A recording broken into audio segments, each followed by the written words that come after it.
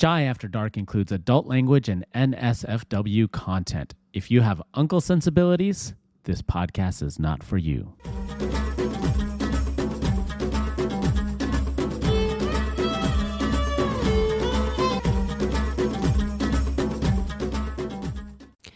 Hello, Chai listeners. We are kicking off a new series with this episode of Chai After Dark. We are covering Welcome to Chippendales Episode 1. You can watch all the episodes of Welcome to Chippendales on Hulu. Now, I know you must be thinking, how is this a South Asian story? Well, Chippendales was actually established by Somen, aka Steve Banerjee, an immigrant from India, and he's played by Kumail Nanjiani in this series. This series is an immigrant story with a spicy take on the American dream, and we are here for it. So let's get into it. Yoga flame. What? You know what? Oh, yes, you. Imran, What? is that your Welcome to Chippendales voice? This is my... Yo, what's up, everybody? Welcome to the latest edition of Chai After Dark, where we actually go after dark and get sexy. Oh my God. I don't know if I was going to go that far. Well, I had... it was fine this morning, but it's not. Oh my God. Okay. Jesus, Maybe- dude, you can't get it out. That's what she said. Hey, give us a Damn. Sasrikal or something. Oh, he's gone. He left. He's going to be like, Sasriyakal. Oh my God. Sasrikal, namaste, everyone. You know why his voice is hoarse, right, Shubnam? Because he was yelling wooing all night and- at Chippendales. Hell yeah, that's what he was doing. Me. So you have this hoarse voice because you were yelling all night at the Chippendales dancers? Yeah. I'm like, woo, woo, take it off. Huh.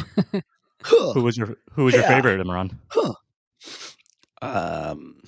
Otis is my favorite. He's the star of the show. Yeah, I'm Damn. trying to represent. I don't know how Few high my frogs voice in his will throat. be able to go. Yeah. Ribbit. No, I am a little under the weather. I have energy. I just don't have voice. It was okay until this morning, and then we had dance practice for my cousin's wedding that's happening in Orlando next week. I guess I was like raising my voice, and so then that kind of did me under with the voice part of it. So, yeah, that's where I'm at. Are you going to wear cuffs and collars like Otis? You know, funny enough, one of the ideas we had for one of the dances was Darde Disco from what was that Shah Rukh Khan movie? Om Shanti Om. I did it before, but what I did was I had muscle costumes and we wore that. And so we were topless. Technically, we had our suits and shirts underneath, but the muscle outfit was on top and that was topless. And so Nice. we did Darde Disco. And Shah Rukh Khan in that movie, in that song dance, he is top. So yeah, I did think about it for this dance. I was like, oh, should I buy costumes and everything? But it's going to be like 30 seconds. I was like, nah, forget it. So that was my close to the Chippendale moment. You practiced for 2.5 hours for a 30-second dance? No, it's going to be 5 minutes, 6 minutes. I'm saying that segment. You just said it would've was been 30 seconds. Oh, That segment was- would have Oh, been got it, 30 yeah. seconds or a minute. Yeah. You guys so it would've need been an, like, what are we doing? We don't have You need enough an luggage efficiency for that. manager. Yeah. So yeah, I was efficient. I said I'm cutting it out. This is no longer available. Executive decision. Yeah. So we got a couple of songs down. I'm very surprised at them, by the way, of how they're picking up the song and dance. None of these kids, they're in their 20s, really dance. So they're more like They have entertain- TikTok. Yeah, they Yeah. got the TikToks, their TikToks, and then they also do a little bit of music on the side. So music does help out that they can count the 4 beats and the 8 beats. So you want to learn by the numbers, the counts of the beats. Then you learn the lyrics afterwards. So I was happy that they were actually learning the moves via the beats versus the music lyrics first. And so, yeah, they picked it up. They're not smooth, but they actually got the steps. So I'm like, that's more than enough for this wedding. I love how you said the listener. That's like We have one like there's only listener. one. Like there's Yeah. only one, which I feel there's at least like 3. So Well, I guess my I'm- running gag, there's going to be one listener. yeah. That's We why have we're doing all singles this of time and listeners. effort for one. Yeah. Imran, hey, as much as talking about dancing is riveting, can we see it instead? Yeah, you'll be able to see it when it comes out. Yeah. No. We'll Like, put We're it on gonna- the you Patreon, just right? talked about Or it, and you're just premium. gonna let it go? No, you talk about it that much, you have to show the dance. We don't have to We're put it on gonna- You Instagram. don't, Just you know, 10 you don't have seconds to of put it. baby in a Just corner. 10 You seconds. don't have to put baby in a corner. I would love to show it. Okay. So it's not like Does it have some of Sameem where this? if you were dancing, And we would like, I love don't to want to show see it. it. Yeah. Does it have some of Sameem this? was like more like, no, I'm not going to show anybody. It None doesn't of have your this? dance steps. You are going to put that clip out on social media, right, Shabnam? You're going to pull that clip of Yeah, I Sameem gotta- doing his Sameem dance. All right, good. Yeah, We got to make for sure we sure. cut that up. And then we got to put that next to your actual dance when you do it. Oh yeah, in side a by couple side. weeks. Yeah. Now, I guess I did talk a lot just now. I don't think that's really elegant and nice listening experience to our one listener. So I will obviously try to get better. But forget about my weekend. What's going on with you guys? What I did this morning was I recorded with the ladies of Reality Rewind, and we Nice. talked about Shake and Deep D from Love is Blind season 2, which Shake, I don't know if you guys know, is like this. He's like the stereotypical Which love of Disney which one? asshole. Which season? Which country?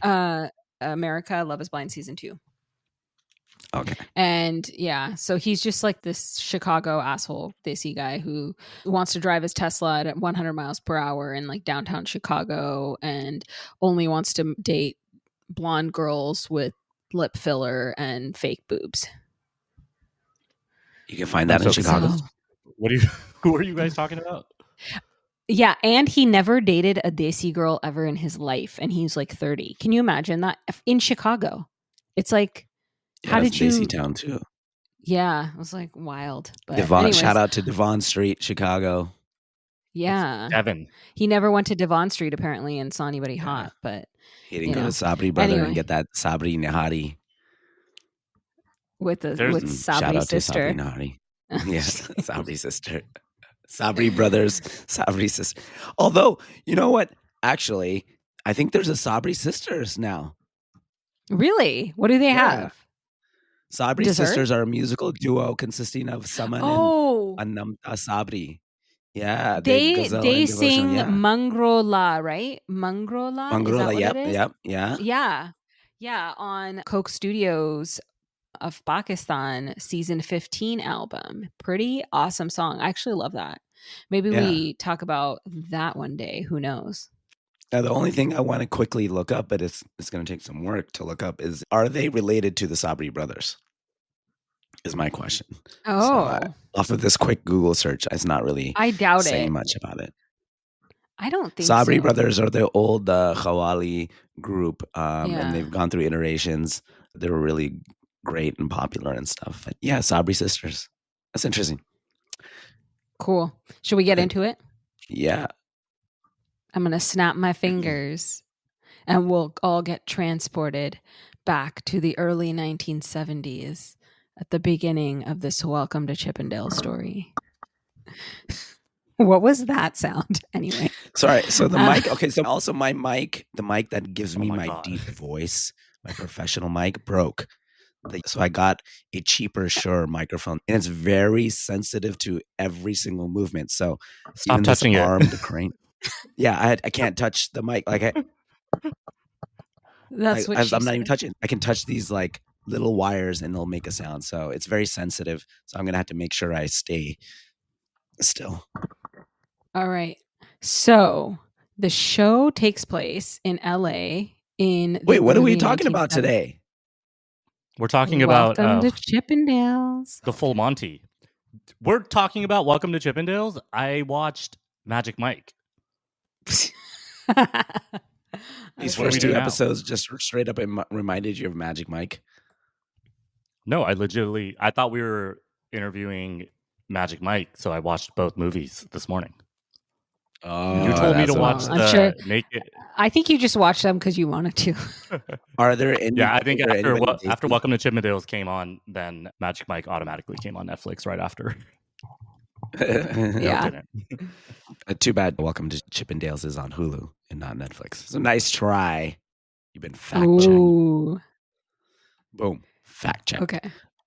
Yeah, so we're watching Welcome to Chippendales on Hulu, season 1, episode 1. And the episode starts off where we're transported to the early 1970s in LA. And it starts with a scene of these two white, young, like 20-ish year olds walking into the store part of Kumail Nanjiani's character's gas station. And they try to steal some alcohol and he yells at them, "You're shoplifting, put that back." And they make fun of his accent. Unlike me, they do it worse and badly. I do it You're just being decently. nice. So anyways, yeah. Ladies I and do gentlemen, it out Shubnam's of accents are kindness. back. I do it out of Ladies- kindness and love and affinity and relation, and they weren't doing it like that. They were doing it to be mean. Yeah. Anyway, so they also make fun of his name, which is like Somen, and is it Somen or Showman? I think it's Somen, but wouldn't it be great? I think it should be Showman. I think it's Showman Showman, because actually. in the next scene, his boss calls him by his name. Uncle G. Showman. Yeah. Okay, Uncle so his Giada. name is Showman. Yeah, so these two 20-year-old white kids pour one of the cans of alcohol that they were stealing over his head, and they make fun of him. And after that, Showman decides to go by Steve at work because he sees the name Steve on one of those like pre-named keychain things, which I felt really sad when I saw this scene because I was like, I've never seen my name on a pre-made souvenir keychain. None of us have. But Except I feel for like he Sam. should have Maybe kept. Sam. Yeah, but I feel like he should have kept his name Showman. Wouldn't that have been great? Showman who started Yeah. Chippendales. Yeah. It's funny. It's like Showman. every sort of like stereotype you can think of about a Desi guy coming in the 70s shows up within 10 seconds of this Yeah. series starting. Dude gets here in the 70s from India. He's working at a gas station. He's saving 90% of his income, and then he's getting robbed Yeah. by white kids.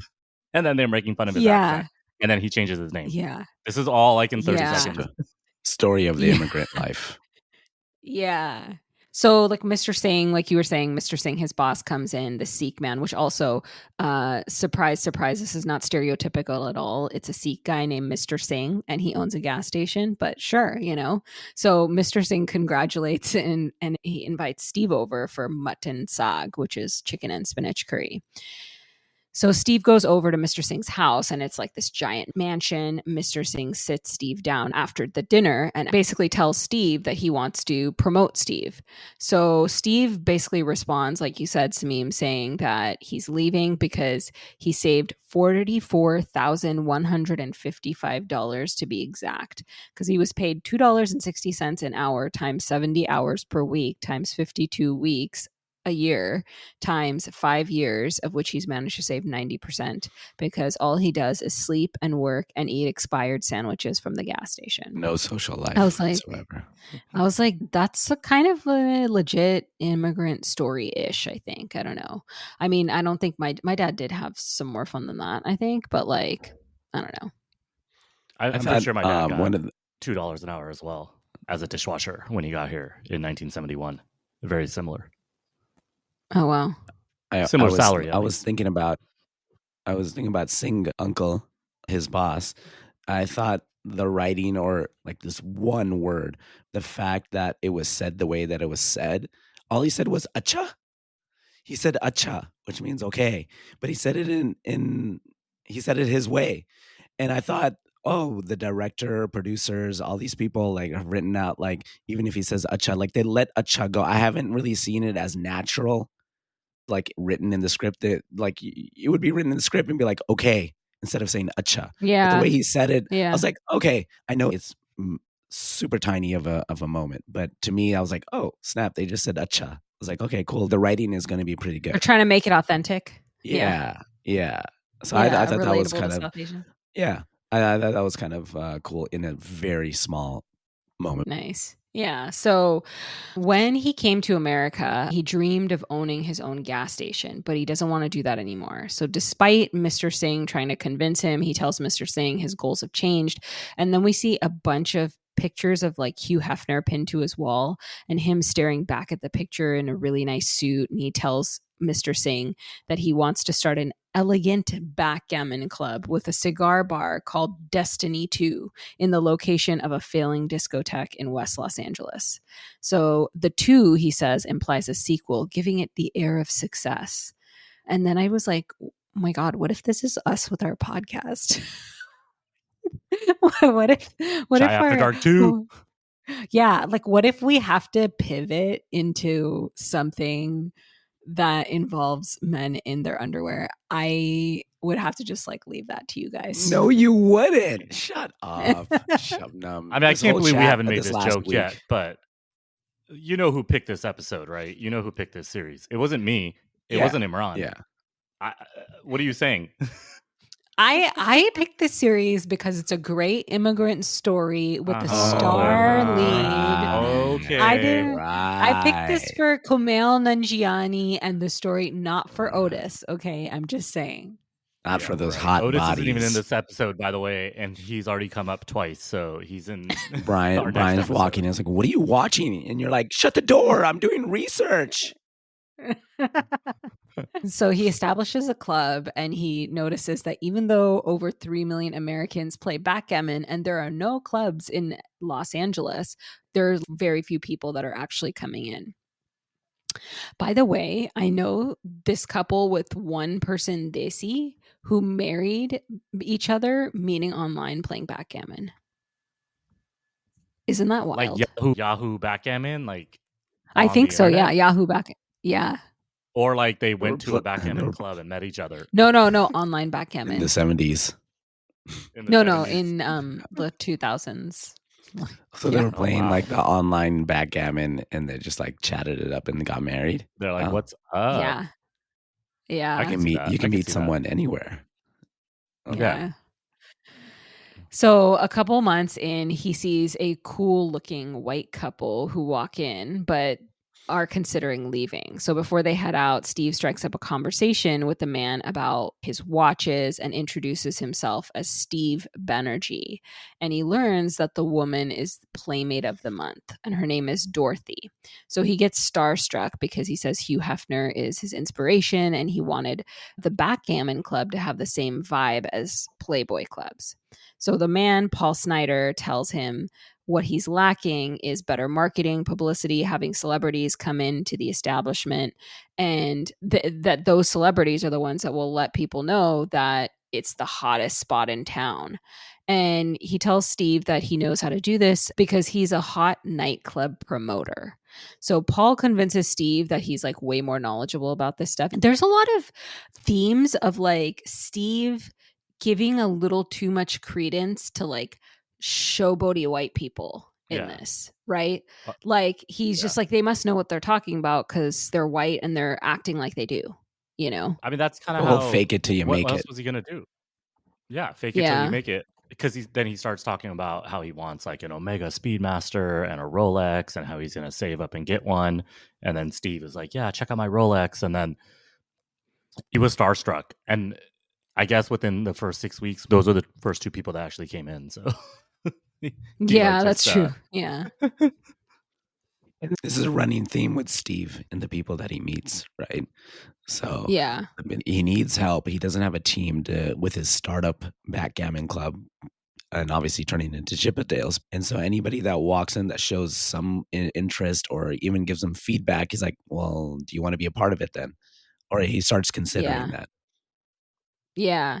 So Paul's able to convince Steve that he is more knowledgeable than he is, and Steve tracks him down in the parking lot and convinces Paul to come work for him on club promotion. And you could see that Paul's playing hardball and Steve ends up actually offering him 25% of the club in exchange for working on promotion.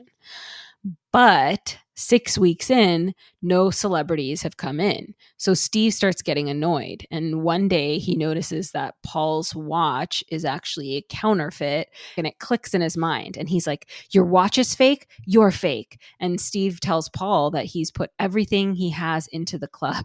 And Paul's response is like, he starts comparing his girlfriend to it. He's like, do you know how many people are hitting on my girl?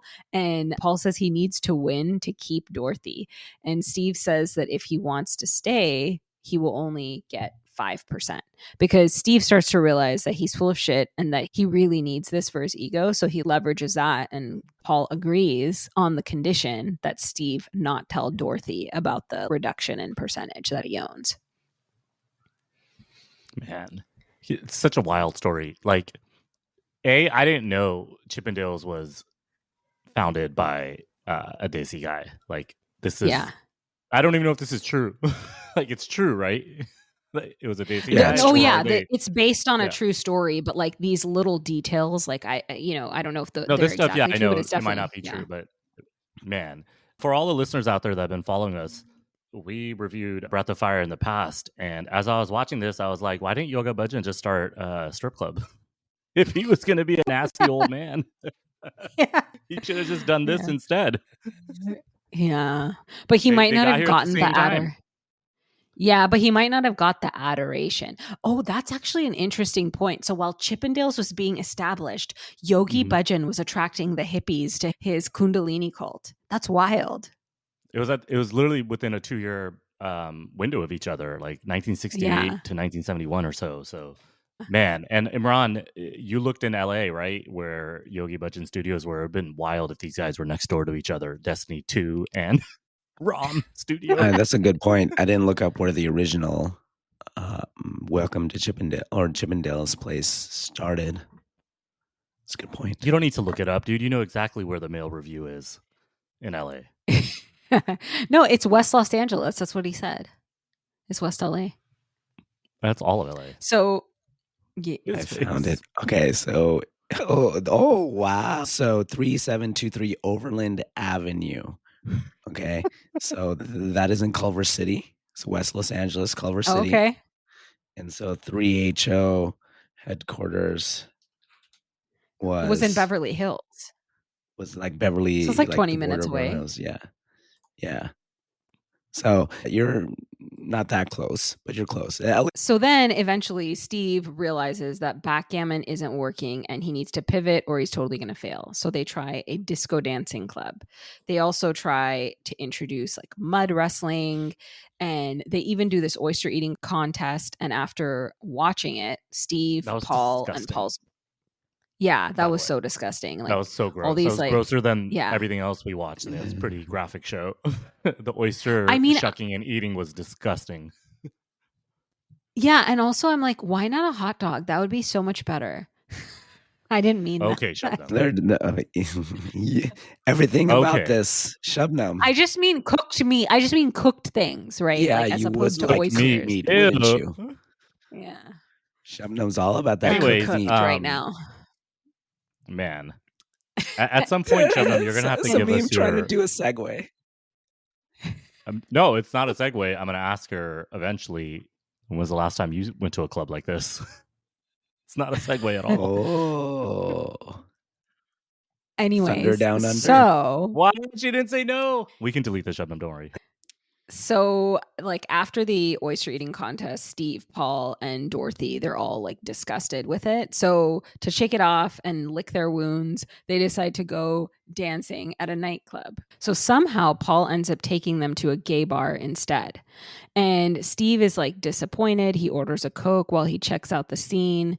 Eventually he tries to like leave and get away from all this. Paul and Dorothy are getting down in the middle of the dance floor, but he's just like totally over it. But right before he leaves, he sees this male strippers dancing to Gimme, Gimme, Gimme by ABBA. Actually, I sang that totally wrong, but it's Gimme, Gimme, Gimme by ABBA, not Britney Spears.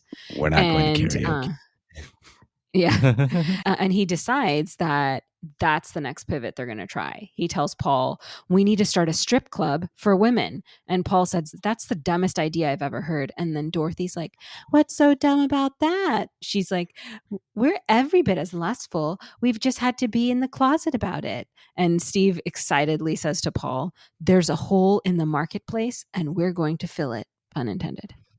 Gimme, gimme, gimme a man after midnight. Oh, God. Yeah, that's what I'm talking about. We're going to get a takedown notice for the horrible singing. Oh, that was like half a second. We're underneath the copyright protection. Yeah, we are. Paul Snyder and Dorothy the playmate, were interesting characters in here because I didn't recall them in the podcast. And the podcast I listened to is Welcome to Your Fantasy. I'll talk more about that in the next episode. But I don't recall them, so I had to look them up a little bit regarding the story. And both of them have Wikipedia pages, Paul Snyder and Dorothy Stratton, because Dorothy Stratton was like also an actress, which we do see a little bit of that in the show. But none of their wikis had anything to do with Chippendales. They were actually real life people in LA. Both of them are Canadians, came out to LA, and they both were, I guess you could say, struggling actors or in that field, the entertainment field, but none of them made it out to Chippendales. So I wonder how much of that was creative freedom, pulling characters from like real life people from that time frame and added into the show. So I'd love to know more about that part of it and the creative writing on the thing. Just to remember, this is a drama and a comedy or dramedy, you could say. So there are creative liberties from the real facts that they've added in here.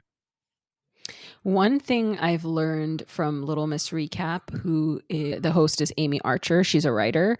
One of the things she said is sometimes what they'll do when they write books, and I'm assuming probably like characters in TV shows and stuff, is they'll make a character that's like a mix of a few different people, right? So it's like kind of like an archetype of a kind of a person rather than like a specific person. So maybe that's part of what's happening here.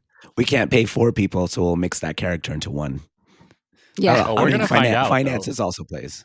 Yeah. Imran, I have some good news for you. Stick around until the end of episode, and I think there's going to be more, another shoe drops, or the foot drops, or the thong drops. Sorry. What is Sameem's favorite thing to say? There's a twist coming. Twist with a little bit of thong. The panties are in a bunch. Yeah. Laid out. Okay. All right. So Paul reluctantly gets on board. And the next day they decide to go recruit dancers at Muscle Beach in like Venice and I don't know, probably like Redondo Beach or something like that. They also hand out flyers to like women that are around. They're like, we're going to open this club. It's the first like strip club for women.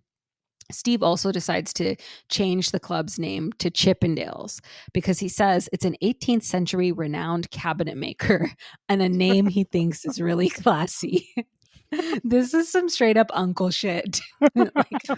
I was like, of course Uncle would do something like that. Of course. That's his most uncle moment. Other than saving 90% of his salary for 7 years, this is his second most uncle moment. Yeah, totally. Renowned cabinet maker. I'm very satisfied. I was very happy to finally get the explanation because I wasn't like looking out for where did they get the name Chippendales. So I'm very relieved that it wasn't anything to do with Disney's Chippendales. So I'm very relieved with that. Yeah. Chippendales Rescue Rangers. Oh my God. Okay. So anyways, the business takes off and Steve is like super excited. So one night as the Chippendales dancers are dancing to Hot Stuff by Donna Summers, a man walks in and Steve tells him, Hold on. I need some hot stuff, baby, this evening. I need some hot stuff, baby, tonight. Oh man, God. I'm Love going to it, take my leave. I'm going to take my leave. No, you're not. You love Imran's just jealous that he's sick right now and he can't do the singing. He can't hit that high note all like I over can. this shit. Yeah, you can't hit that high note like I can. Looking for some hot stuff, baby. Oh, man. evening. Oh, Sorry, man. audience. Sorry about that. Sorry, listener. Sorry, listener. Yeah, listener. Yeah. So a man walks into the club as the dancers are dancing to Hot Stuff by Donna Summers. And Steve tells him he needs to get the heck out because the club is only for women. He says, it's a strict policy. The man says, isn't there someone I can talk to? Bring me the manager. And Steve says, actually, I'm the manager. And as such, I'll ask you to leave. But you women are free to stay, provided you can find an empty chair. And after like a short dick swinging contest, Steve learns it's multiple Emmy winner Nick DeNoia. So Steve decides to let him stay.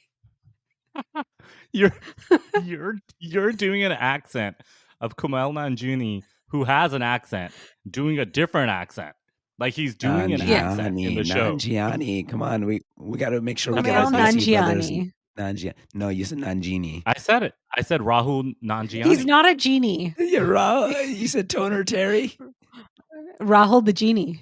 Yeah, Rahul. Okay, Halli Kumal. He's doing an accent of some accent. Where are you getting Kumail? Anyway. I'm just following your lead. Why are you upset that I don't know his name? Get off my balls, you didn't know Rahul Terry's name. I still think Rahul exists in Breath of Fire. He exists. I tell you something. Okay, he exists. Yeah. So Nick comes in. He's a Emmy award-winning producer of what? Yeah. I kept on thinking Nick Tales. D'Souza. I kept on thinking, he's a D'Souza. He's a South Indian Nick D'Souza, but it's not Nick D'Souza. So, what's his full name? Denoya. He's very white. Yeah, Nick Denoya. And he's played by, if you've watched Last of Us, there was episode, I think episode 3 or 4 with Nick Offerman. So he's in that episode of Last of Us. Brilliant actor. He was also in White Lotus as well. So it's interesting with his beard, all clean shaven. I didn't recognize him at first. I had to look at the credits. I was like, oh, dude, he's that guy. Yeah. Okay, cool. So, that is interesting. I didn't realize that. So, Steve's impressed. The next day at a diner, he goes to have lunch with Nick. And, he learns that these 2 Emmys, like we said, are for Unicorn Tales on NBC, like a children's show. And obviously, Steve's never heard of it. So nonetheless, Nick condescendingly tells him the performance at Chippendales does not qualify as a show. And to make it one, he needs choreography. So again, we see this theme like we were talking about where this white guy's like, oh, this immigrant has this interesting thing going and I'm going to try to upsell him on what I can do for him. Right. And Steve is kind of none the wiser. He's just I don't know, maybe this guy does have as much talent as he's representing. So Nick agrees to come on as a consultant to create choreography and make it a show. Steve lets Paul know that Nick is bringing choreography and production value. But Paul starts getting super jealous when Nick starts eyeing Dorothy during the rehearsal. He starts thinking that Nick is trying to steal Dorothy away from him. And Dorothy's totally enjoying the attention too. And Paul then grabs her and drags her out of the club and they leave and they storm out, which this all is hilarious because later we learn that Nick is gay. So he's definitely not interested in Dorothy. I found this article from thecinemaholic.com and it says, despite the low production value, Unicorn Tales went on to win a total of 18 Emmy Awards.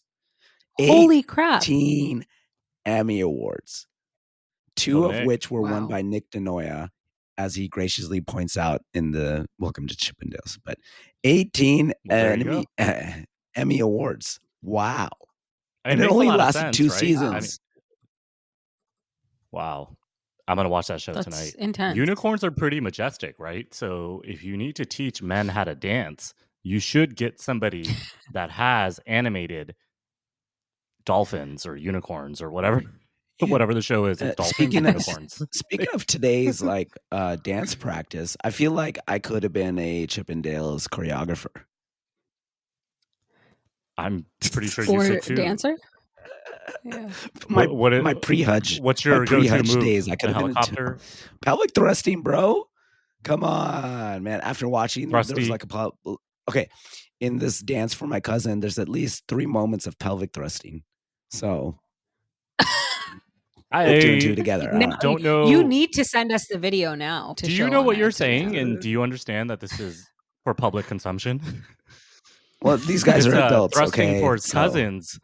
We already talked about that on previous episodes. I'm saying they are, not me. Akshay, aka Rahul, thrusts for his cousin too. Yeah. Samim, do you thrust? No, dude, I'm more of a... No, come on, man. We're not talking about that. We're going off the rails here. We're going off the rails. Yeah. Okay. All right. So everything she Sameem finds, says in this episode, dude, it's your personality. Let's do it. That's why our one listener loves the show. Are you a thruster? Am I a thruster when I dance? You're not Hell answering yeah. that either. So It's very South Indian. It's in our heritage. Okay. It's in our South. And when you watch South clearly Indian that's why we movie have such a dances, large population in South Asia. yeah, they're yeah, as wham bam. Thank you, man. as our let's totally go off the rails, and we'll call back to Vyasar talking about how Indians are fucking all the time. And there's a immigrant. Hey, can we pull that clip? Can we drop that clip in here? Do it. But yeah, Nick did. All right. Nick production. didn't So know. after Paul drags Dorothy out of the club, we see that like a couple days later, he tries to like make up with Dorothy and he takes her to lunch. So she finds it weird and she's like wondering what's going on because I guess he never treats her nice. So then Dorothy goes into this restaurant and she's recognized by this guy, Peter Bogdanovich, who saw her at a Playboy mansion and wants to introduce her to his friends at another table. And you can tell this starts to drive Paul crazy. Did anybody look up Peter Bogdanovich? The name sounds terribly familiar, but I have no idea. No, Peter Bogdanovich He's a is real life dude, Imran? He's a real life director, writer from that era, from the 70s. But when I hear Bogdanovich in recent political history, there was Rob Bogdanovich or something like that. But he was the that's corrupt mayor of Chicago. Blagojevich. Oh, Blagojevich. How much confidence All right. did you have that you thought you were gonna remember some random felon's name? Is this why we don't talk about politics? Because oh my God, there's Bogdanovich. Rahul and not Blagojevich. Yeah. Blagojevich. Rahul Blagojevich.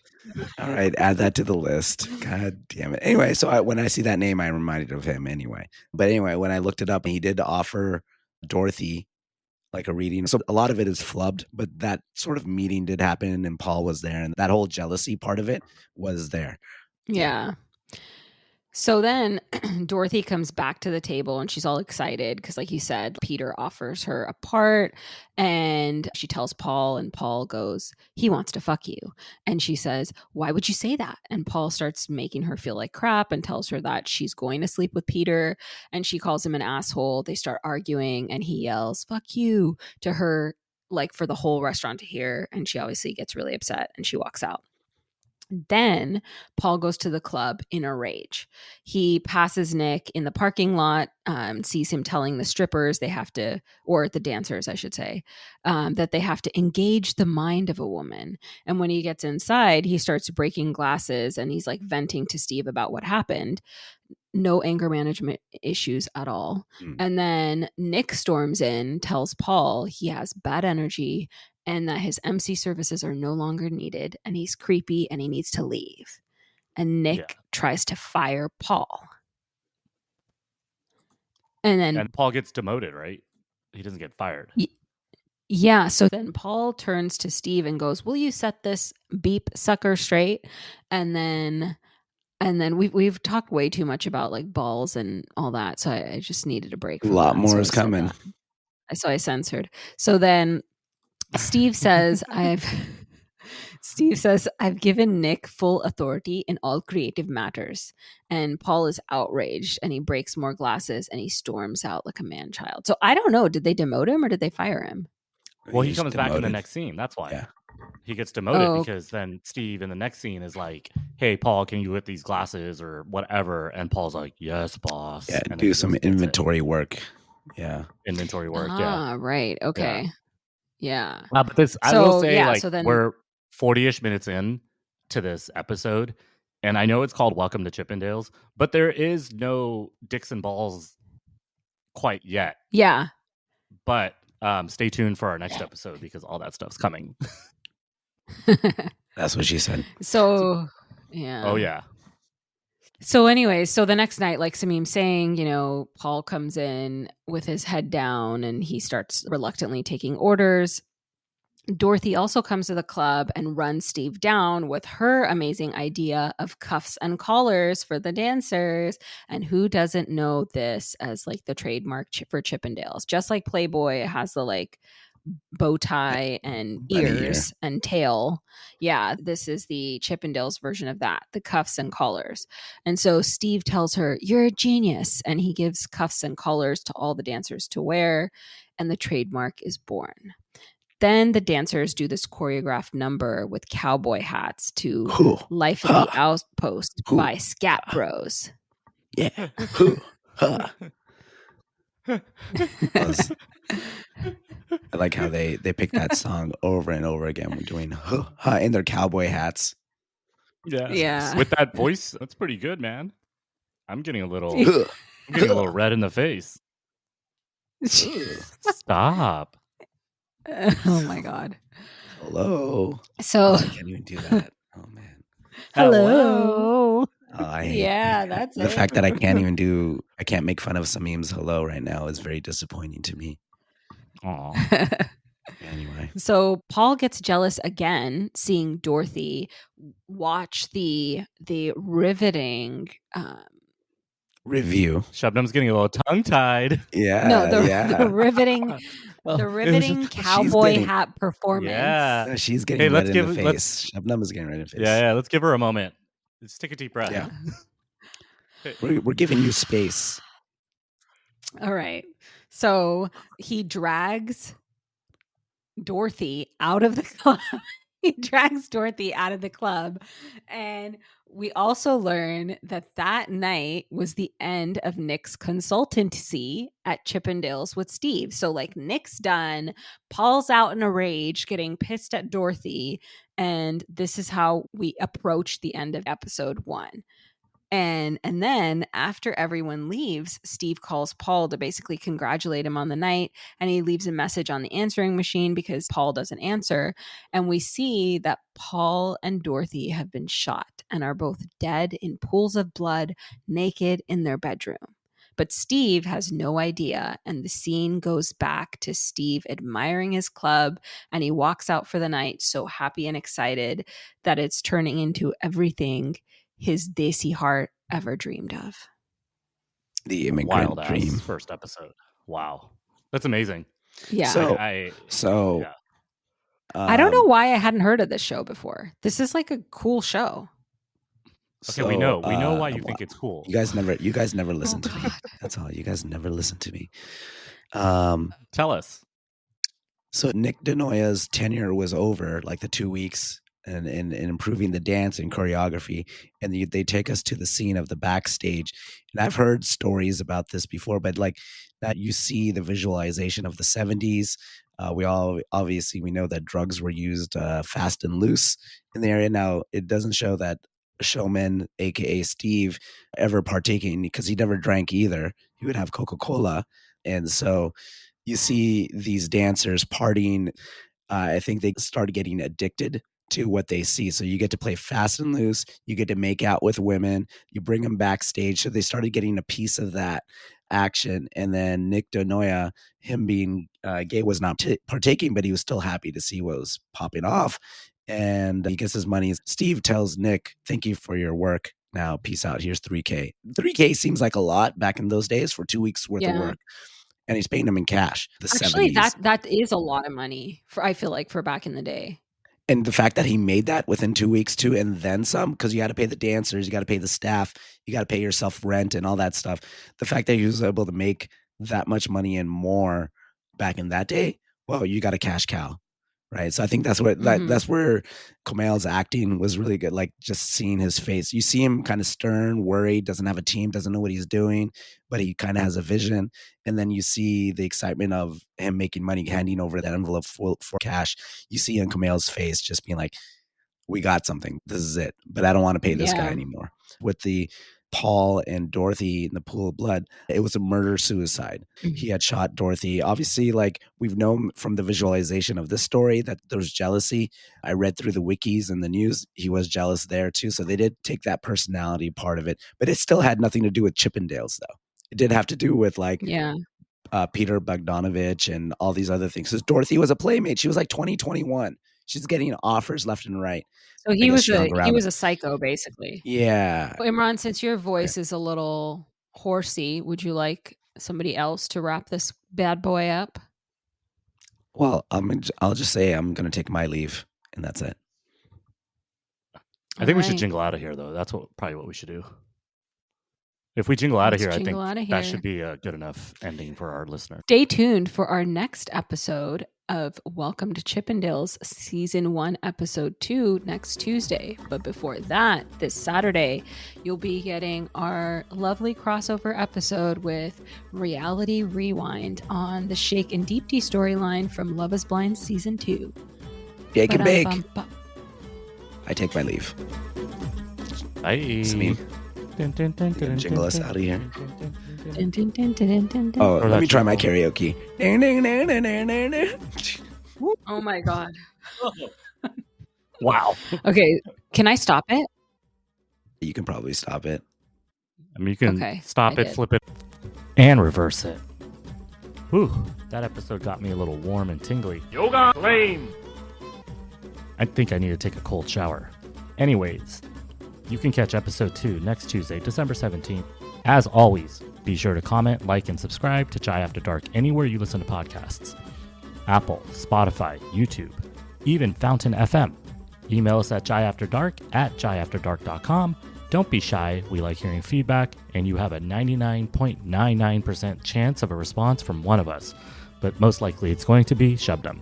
You can also follow and message us on all social media platforms, Instagram, TikTok, Facebook, and now welcoming Blue Sky. See you soon. Yoga flame. This episode was produced, edited, marketed, and created by Shabnam, Captain Ron, and Sameem of Chai After Dark, LLC, in association with Great Pods.